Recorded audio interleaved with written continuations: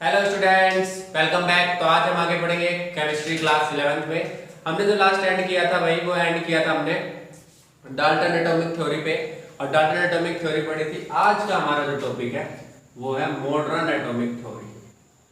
ठीक है, modern atomic theory बहुत इजी थ्योरी है, आपने 9th में पढ़ी होगी, नहीं पढ़ी है तो कोई दिक्कत नहीं है, हम यहाँ पढ़ लेंगे। ठीक है, तो मॉडर्न एटॉमिक थ्योरी जो है वो डाल्टन के काफी बाद आई, प्लस में तब तक काफी सारी खोज हो चुकी थी, तो हमें पता लग गया था कि मतलब क्या चीजें हैं क्या नहीं है। डाल्टन के टाइम में उतना सब कुछ नहीं था, तो उन्होंने अपने टाइम में बेस्ट थ्योरी दी थी। तो ऐसा नहीं कह सकते कि उनकी थ्योरी खराब थी, हाँ ठीक थी, उनके अकॉर्डिंग जितना तब के टाइम में इवैल्यूएशन हो चुका था, जितना तब के टाइम में एक्सपेरिमेंट्स हुए, ऑब्जर्वेशन हुए, उनके बेसिस पे उन्होंने तब थ्योरी दी एटॉमिक मॉडल के लिए। बाद में मॉडर्न एटॉमिक थ्योरी पहला, और हम सारे पोस्टुलेट को देखेंगे क्या क्या गलती हुई। फर्स्ट उन्होंने बोला कि matter is made up of very small particles called atom. मान लिया आपकी बात। उन्होंने उसके बाद बोला atoms are indivisible and indestructible, but ऐसा नहीं है। एटम्स को भी हम फर्दर क्लासिफाई करके क्या कर सकते हैं, देख सकते हैं। पहला कि एटम्स को हम जानते हैं, एटम्स के अंदर सब एटॉमिक पार्टिकल होते हैं आज के टाइम में। ठीक है, सब atomic that is electron, proton and neutrons are present. ठीक है, तो ये हो गया आपका कि एटम्स में सब एटॉमिक पार्टिकल्स होते हैं, कि इलेक्ट्रॉन, प्रोटॉन और न्यूट्रॉन, मतलब एटम इंडिविजिबल नहीं रहा। सेकंड पॉइंट, एटम्स जो होते हैं सेम एलिमेंट के हर रिस्पेक्ट में सेम नहीं होंगे। हर respect atomic mass, atomic number, number of electron, proton, neutron सब कुछ सेम होगा, बट नहीं। इसको कैसे फेल किया, ये कैसे फेल हुआ? आपके पास जो पॉइंट है वो है आइसोटॉप्स। आइसोटॉप्स के बारे में हम आगे पढ़ने वाले हैं। आइसोटॉप्स क्या कहते हैं, आपने पढ़ा भी हो शायद 9th में, कि भाई जो एक ही एलिमेंट के डिफरेंट डिफरेंट एटम्स पाए जाते हैं। कैसे कि उनका एटॉमिक नंबर क्या होता है, सेम होता है, बट मास नंबर क्या होता है, डिफरेंट होता है। ठीक है, एटॉमिक नंबर आप देख रहे हो यहाँ पर सेम है, ये मास नंबर क्या है, डिफरेंट है। Protium, deuterium and this is tritium. ऐसे नहीं सिर्फ हाइड्रोजन के, बहुत सारे और भी डिफरेंट डिफरेंट एटम के आइसोटोप्स पाए जाते हैं। सर ये थ्योरी कैसे फेल कर रही है डाल्टन थ्योरी को? सिंपल सी बात है, उन्होंने बोला सेम एलिमेंट के एटम कभी भी डिफरेंट नहीं हो सकते किसी रिस्पेक्ट में। ये लो भाई, मिल गया डिफरेंट। क्या डिफरेंट मिला? इनका मास नंबर डिफरेंट है। ठीक है, एलिमेंट तो हाइड्रोजन ही है, तीनों हाइड्रोजन ही कहलाते हैं, बट इनका मास नंबर डिफरेंट है। वो पॉइंट फेल हो गया। थर्ड जो उन्होंने बोला था, थर्ड पॉइंट, कि डिफरेंट एलिमेंट के एटम कभी भी सेम नहीं हो सकते। सेम एलिमेंट के कभी भी डिफरेंट नहीं हो सकते, और डिफरेंट वालों के कभी भी सेम नहीं हो सकते। उसको फेल कौन करता है आके? आइसोबार्स। आइसोबार्स क्या होते हैं? जिनका एटॉमिक नंबर अलग अलग है, यानी दो different atoms but mass number क्या मिल जाए, सेम। कौन है ऐसा? 1h3। ठीक है, 1h3 and 2he3, they both are different element but their one property is same, that is mass number क्या मिल गया आपको, सेम मिल गया। बट उन्होंने तो कहा था कुछ हो ही नहीं सकता, ऐसे दो डिफरेंट एलिमेंट की कोई भी प्रॉपर्टी सेम हो ही नहीं सकती, बट हमें मिल गई। सो उनका थर्ड पोस्टुलेट भी फेल हो गया। फोर्थ उन्होंने बोला atoms can neither be created nor be destroyed. ठीक है, एटम्स को ना हम बना सकते हैं, ना ही हम उसे डिस्ट्रॉय कर सकते हैं। अच्छा, ऐसी बात है क्या? लगता है आपको आज भी ऐसा है? अगर लगता है तो बड़ा गलत लगता है। क्यों गलत लगता है? Atomic bomb, atomic bomb, atom bomb. Atom bomb में क्या होता है कि एक बड़ा न्यूक्लियस टूट के दो छोटे छोटे न्यूक्लियस में टूटता है, यानी एक बड़ा एटम टूट के दो छोटे छोटे एटम्स में स्प्लिट हो जाता है। अपना हमारे सन में क्या होता है, दो छोटे एटम्स मिलके एक बड़ा एटम बना देते हैं।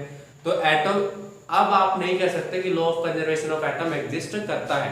हाँ, हमारा कंट्रोल नहीं है कि हमको ऑक्सीजन का एटम बनाना है, हम ऑक्सीजन बना लेंगे, बट हाँ हम ये जरूर कर सकते हैं कि एक एटम को तबाह कर सकते हैं, यानी एक एटम को कंप्लीटली दूसरे एटम में हम कन्वर्ट कर सकते हैं bye nuclear reactions. Nuclear fusion में बड़ा एटम छोटे एटम्स में टूट जाता है, न्यूक्लियर फ्यूजन में छोटे एटम्स बड़े एटम में, मतलब छोटे एटम कंबाइन होकर बड़ा एटम बन जाता है। तो यस, फोर्थ प्रॉपर्टी भी फेल होगी। Why? Due to nuclear reaction, कि न्यूक्लियर रिएक्शंस में हम एटम को बना भी सकते हैं और डिस्ट्रॉय भी कर सकते हैं। ठीक है, नेक्स्ट आगे जो फिफ्थ उन्होंने कहा था कि जब दो एटम कंबाइन होते हैं, ठीक है, फिफ्थ आगे पीछे ही बोल सकते हैं भाई, मैं तो आगे पीछे ही बोल सकता हूँ, ऐसा नहीं रट्टा मार के आया तो शायद याद होता। फिफ्थ उन्होंने बोला कि दो या दो से ज्यादा एटम जब कंबाइन होते हैं, दो या दो से ज्यादा एलिमेंट कंबाइन होते हैं तो बड़े सिंपल होल नंबर रेशियो में होता है। अच्छा जी, ऐसी बात है, तो मॉडर्न वाले बोलते हैं सर सॉरी सर, बट माफी चाहेंगे, हमारे पास C12 H22O11 भी प्रेजेंट है। This is the formula of sugar. यहाँ पर ये सिंपल होल नंबर नहीं है, उनके अकॉर्डिंग H2O बड़ा प्यारा 2:1, ठीक है, CO2 बहुत प्यारा 1:2, CH4 बहुत प्यारा 1:4। आहा, कितना सिंपल रेशियो, बट ये सिंपल नहीं लग रहा आपको, तो ये पॉइंट भी फेल हो गया कि एटम्स जो है वो सिर्फ सिंपल ही आपके फॉर्म में कन्वर्ट मतलब कंबाइन होते हैं, उनका रेशियो भी, कॉम्बिनेशन रेशियो भी काफी ज्यादा कॉम्प्लिकेटेड हो सकता है। ठीक है, नाउ सिक्स पॉइंट क्या कहता है आपसे, जरा मार्कर चेंज कर ले, थोड़ा धीरे चल रहा है। सिक्स कहता था भाई आपसे, वाओ, कि जो एटम्स जब कंबाइन होते हैं, ठीक है, कंबाइन हो गए तो ये तो पढ़ लिया हमने कि भाई जो आपका सेम रेशियो कॉम्प्लिकेटेड रेशियो नहीं होगा, सिंपल रेशियो होगा। उसके बाद उन्होंने जो पॉइंट बोला था कि एटम एक स्मॉलेस्ट यूनिट होते हैं जो पार्टिसिपेट करती है केमिकल रिएक्शन में, एक उनका ये भी पॉइंट था, पर वो मैंने फर्स्ट के साथ कंबाइन करके बताया था। बट ऐसा कुछ नहीं है कि एटम ही सबसे स्मॉलेस्ट पार्ट है, ठीक है, एटम इलेक्ट्रॉन पार्टिसिपेट करता है, एटम स्मॉलेस्ट यूनिट तो है, that take part in chemical reaction, but electron भी एक तरीके से उसमें पार्ट करता है। ठीक है, बाद में ये भी आ गया कि जो मास है वो क्या है, कि पहले मास कहता था law of conservation of mass establish है, बट अब मास भी एनर्जी में कन्वर्ट हो जाता है, तो completely law of conservation of mass भी स्टेब्लिश नहीं है। ठीक है, तो ये 5-6 पोस्टुलेट थे, एटम्स आर इंडेस्ट्रक्टेबल, वो भी आपका गलत हो गया, सिंपल रेशियो में कंबाइन होते हैं, वो भी गलत हो गया। एक लास्ट और पढ़ा था मैंने जो बताया था कि जब एटम्स कंबाइन होते हैं, सिंपली देयर इज रीअरेंजमेंट और सेपरेशन और kind of combination will take place. जैसे हमने पढ़ा है टाइम पे, कॉम्बिनेशन रिएक्शन कंबाइन होगा, तो डाल्टन का कहना था वहां कॉम्बिनेशन हो सकता है। डीकंपोजिशन रिएक्शन, भाई टूट गए एक मॉलिक्यूल, दो या दो से ज्यादा एटम्स में टूट गया, हाँ ठीक है भाई, सेपरेशन भी हो सकता है। उन्होंने कहा रीअरेंजमेंट हो जाती है, ठीक है, रीअरेंजमेंट के लिए सोच लेते हैं डिस्प्लेसमेंट और डबल डिस्प्लेसमेंट, उन्होंने ये तो बता दिया। But there is no clue about exothermic and endothermic reaction. भाई एक्सोथर्मिक और एंडोथर्मिक रिएक्शंस भी तो होते हैं, तो क्या फेल हो गया यहाँ पर कि सिंपल रीअरेंजमेंट की जगह ये भी हो सकता है कि मास can be converted in the form of energy, और अगर ऐसा होता है तो आपका सिंपली सिर्फ वहां पर रीअरेंजमेंट या सिंपली कॉम्बिनेशन नहीं होता, सिंपली सिर्फ वहां पर सेपरेशन कॉम्बिनेशन ये सब चीजें नहीं होती, वहां पर मास जो होता है एनर्जी में कन्वर्ट होता है, दैट मींस कॉम्प्लिकेटेड, काफी कॉम्प्लिकेटेड रिएक्शंस होते हैं। ऐसा नहीं है कि इजीली सिर्फ सेपरेशन कॉम्बिनेशन और रीअरेंजमेंट करके एक रिएक्शन हो जाता है। तो आपका ये पोस्टुलेट भी खत्म हो गया। तो मतलब ऑलमोस्ट हमने सारे पॉइंट खत्म कर दिए, बस वो जो एटम स्मॉलेस्ट यूनिट है उसको हम आज भी कंसीडर करके चलते हैं, क्योंकि इलेक्ट्रॉन्स का एग्जिस्टेंस नहीं है विदाउट एन एटम, तो वो पॉइंट आज भी कंसीडर कर लेते हैं। बाकी जितने भी उनके पोस्टुलेट थे 7 आउट ऑफ 6 हमने यहाँ पर खत्म कर दिया। मैंने 6 बताया था, फर्स्ट के साथ कंबाइन था एक कि एटम स्मॉलेस्ट यूनिट होती है। तो ये आपकी मॉडर्न एटॉमिक थ्योरी थी कि पहला पॉइंट एटम इंडिविजुअल नहीं थे, उन्होंने कहा था पर एटम डिविजिबल है। सेकंड पर उन्होंने बोला सेम एलिमेंट के हर चीज सेम होगी, हमने डिफरेंट करके दिखा दिया आइसोटोप्स की हेल्प से। फिर थर्ड बोला, उन्होंने बोला डिफरेंट वाले हर चीज में डिफरेंट होंगे, हमने सेम करके दिखा दिया आइसोबार से। फिर फोर्थ बोला उन्होंने कि एटम्स को बना नहीं सकते, डिस्ट्रॉय नहीं कर सकते, हमने वो भी करके दिखा दी न्यूक्लियर रिएक्शन के थ्रू। फिफ्थ बोला उन्होंने एटम्स जब कंबाइन होते हैं बड़ा सिंपल होल नंबर रेशियो होता है, हमने वो भी चेंज करके दिखा दिया कॉम्प्लेक्स होता है। सिक्स्थ उन्होंने बोला कि जो एटम्स जिस कॉम्बिनेशन होता है बड़ा इजी कॉम्बिनेशन, सेपरेशन और काइंड ऑफ रीअरेंजमेंट और कॉम्बिनेशन सिर्फ इतना ही होता है किसी भी केमिकल रिएक्शन में। बट हमने बताया नहीं, मास भी एनर्जी के फॉर्म में कन्वर्ट होता है, तो बड़ा कॉम्प्लिकेटेड रिएक्शन भी वहां पर होता है। तो ये थी आपकी मॉडर्न एटॉमिक थ्योरी। ना चलो आगे बढ़ते हैं। तो एवोगैड्रोस लॉ है, ब्राजीलियस हाइपोथेसिस आया पहले, उसके बाद एवोगैड्रोस लॉ आया। हमें एवोगैड्रोस लॉ पढ़ना है बस हमारे सिलेबस में जो है। और एवोगैड्रोस लॉ क्या कहता है? एवोगैड्रोस लॉ कहता है आपसे कि under similar condition of temperature and pressure, नहीं ये साथ नहीं है, अगर आप दो गैसेस को रखते हो और दोनों गैसेस का टेम्परेचर और प्रेशर सेम रखते हो, काइंड ऑफ कि if I have two containers, ठीक है, and both have same temperature, that means अगर दोनों को 25 डिग्री सेल्सियस पे ही रख रखा है और दोनों का प्रेशर सपोज 1 बार है, सेम टेम्परेचर और प्रेशर रखूंगा और दोनों का वॉल्यूम सेम है, जैसे कि सपोज 1 लीटर गैस इसमें है, 1 लीटर ही इसमें, तब इन दोनों में नंबर ऑफ मॉलिक्यूल्स भी क्या होंगे? सेम होंगे। दिस इज काइंड ऑफ आपका ये इस पॉइंट का सिर्फ एक छोटा सा इलैबोरेशन है कि उन्होंने बोला equal volume of all gases, equal volume of all gases, सारी गैसेस का equal volume under similar condition of temperature and pressure. आप अगर उन्हें सेम टेम्परेचर और सेम प्रेशर पर रखते हो तो दे will contain the same number of molecules. कहने का मतलब है अगर इसके अंदर 100 मान लो ऑक्सीजन, ये आपकी ऑक्सीजन है, ये नाइट्रोजन है, अगर इसमें 100 ऑक्सीजन के मॉलिक्यूल है ना तो इसमें भी कितने मिलेंगे आपको? 100 ही मिलेंगे, क्योंकि they are under the same condition of temperature and pressure. ठीक है, तो सिंपल वॉल्यूम फिर से समझा देता है। दूसरा लोग क्या कहता है? Equal volume of all gases. पहले तो वॉल्यूम इक्वल कर लो, 2 लीटर दोनों ले लो, 3 लीटर, 4 लीटर, जितना भी मन पड़े, दोनों का इक्वल वॉल्यूम लेना है under similar condition of temperature and pressure. दोनों का टेम्परेचर सेम रखो, दोनों का प्रेशर सेम रखो, then they will contain the same number of molecule. जितने मॉलिक्यूल इसके पास है उतने ही मॉलिक्यूल आपको इस वाली गैस के पास मिलेंगे। ठीक है, ये था आपको एवोगैड्रोस लॉ। बड़ा इजी लॉ था, समझ गए होंगे, होप सो, उम्मीद है मेरे को। तो नेक्स्ट जो पॉइंट है दैट इज एटम। क्या होता है? Atom is the smallest unit of matter. Atom is the smallest unit of matter which may or may not be independently exist. Is this true or not?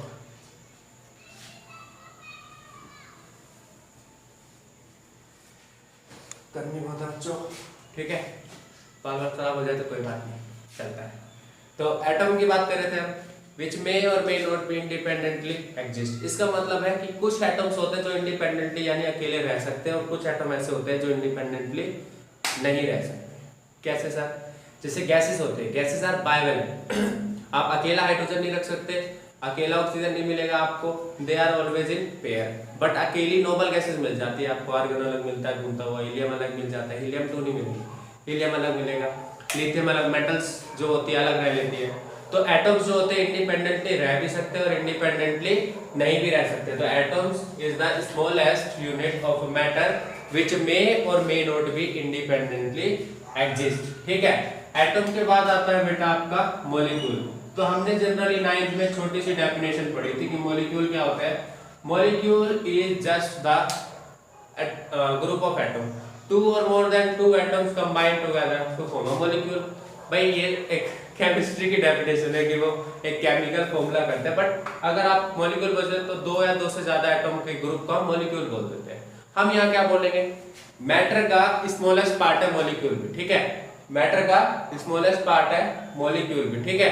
But क्या है कि molecule के अंदर capability होती है कि it can independently exist. Molecule के अंदर कैपेबिलिटी होती है कि इट कैन इंडिपेंडेंटली एग्जिस्ट। ये जो है ये इंडिपेंडेंटली एग्जिस्ट कर भी सकता है और नहीं भी, और मॉलिक्यूल्स जो होते हैं वो इंडिपेंडेंटली एग्जिस्ट कर ही सकते हैं। उनका कोई नेसेसरी नहीं है कि ग्रुप में रहे या ना रहे। एटम के केसेस में मेन पंगा पड़ता है गैस का, इसमें कोई पंगा नहीं है, they are free, they can live independently. ठीक है, तो molecules are the smallest unit of matter which may be independently exist. और इसमें क्या बोलोगे? मे और मे नॉट बी, सेम ही डेफिनेशन है, ठीक है, पॉइंट सिर्फ थोड़ा सा चेंज है आपका।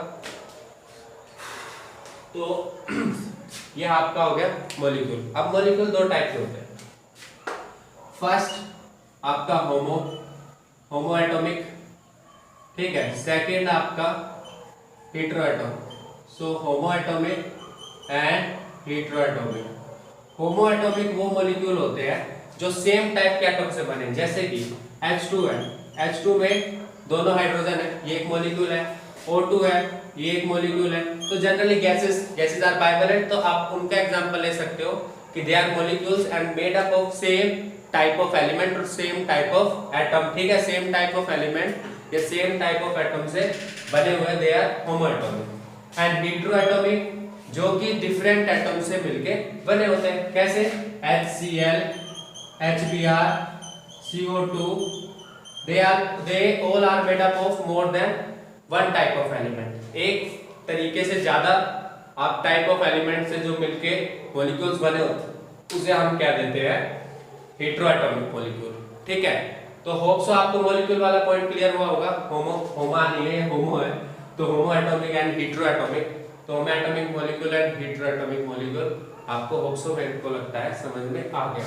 ठीक है, नेक्स्ट जो आपका पॉइंट बनता है दैट इज एटॉमिक मास।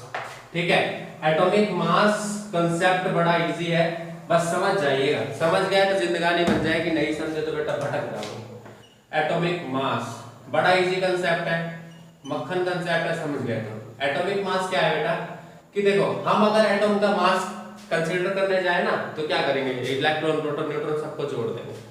पर हमने क्या किया, किसी भी एटम के मास को क्या किया हमने कि जस्ट रिलेट कर दिया। क्या किया, जैसे किसी एटम का मास है, मास ऑफ एटम को हमने डिवाइड कर दिया किससे, 1/12 ऑफ C12 कार्बन एटम के मास से। ठीक है, 1/12 ऑफ C12 कार्बन के मास से हमने जस्ट डिवाइड कर दिया, इसको हम क्या बोल देंगे, atomic mass. And unit is atomic mass unit, और इसको U से दिखा देते हैं हम। सिंपल क्या करना है, मास ऑफ एटम निकालो इलेक्ट्रॉन प्रोटॉन और न्यूट्रॉन की हेल्प से, और जस्ट उसको रिलेट कर दो 1/12 ऑफ मास ऑफ C12। जो भी C12 आइसोटोप का मास है उसको 12 से डिवाइड करो, देन जिस भी एटम का आप एटॉमिक मास निकालना चाहते हो उसको इससे डिवाइड कर दो। फॉर एग्जांपल कैसे मानेंगे हम इसे, भाई मान लो कि मास ऑफ C12 एटम कितना है, सपोज एक टाइम के लिए हम बोल देते हैं x है।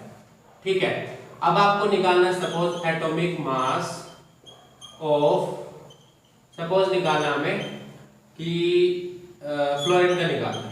क्या करेंगे हम, ऊपर लिखेंगे फ्लोरीन का मास, मान लो कि फ्लोरीन का मास है y, अब इसको डिवाइड कर देंगे x/12 से। कैसे भाई, मास ऑफ C12 कितना था x/12 से जस्ट डिवाइड कर दो, अब जो नई वैल्यू आएगी उस नई वैल्यू का हम क्या बोल देंगे, एटॉमिक मास। क्लियर, तो एटॉमिक मास कैसे निकलता है, it is the relative mass of an atom compare to, relative mass, relate किया आपने इन दोनों को, relative mass of an atom compare to 1/12 of mass of C12 atom. तो मास ऑफ C12 एटम से हमने इसे कंपेयर कर दिया है जस्ट, इसको हम क्या बोल देंगे, एटॉमिक मास बोल देंगे। ठीक है, यहां पर अब जो एटॉमिक मास होता है, अब जैसे देखो आइसोटोप्स पाए जाते हैं, अब हाइड्रोजन के 3 आइसोटोप मिल गए, तो हम क्या एटॉमिक मास लें, कैसे निकाले, क्या करेंगे हम कि भाई तीनों का मास रखेंगे एक बार, 1H1 का रखेंगे, 1H2 का रखेंगे, 1H3 का रखेंगे, तीनों का हम अलग अलग एटॉमिक मास निकालेंगे।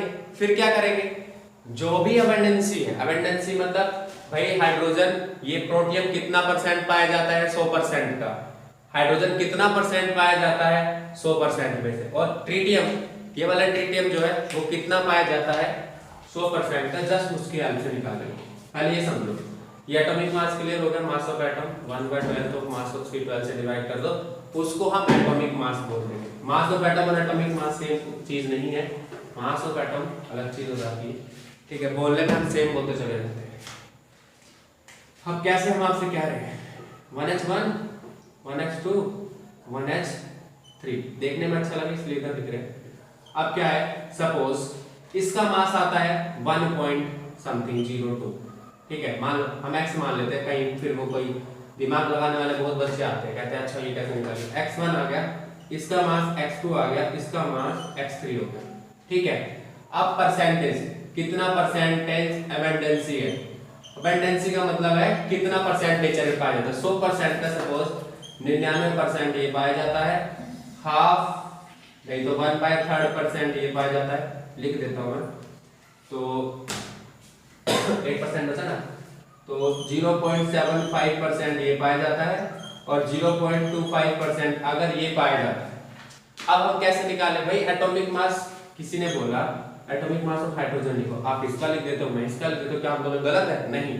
तो हम क्या करेंगे, अगर एक से ज्यादा एटॉम प्रेजेंट है तो पहले हम उनका इंडिविजुअल एटॉमिक मास निकालेंगे, यानी कि सबके मास ऑफ एटॉम लिखो और सबको कंपेयर कर दो 1/12 ऑफ C12 से।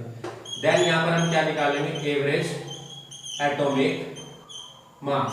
कैसे निकलेगा ये? Just multiply them, x1 cross 99 plus में x2 क्रॉस 0.75 प्लस में x3 cross 0.25 and divide by 100।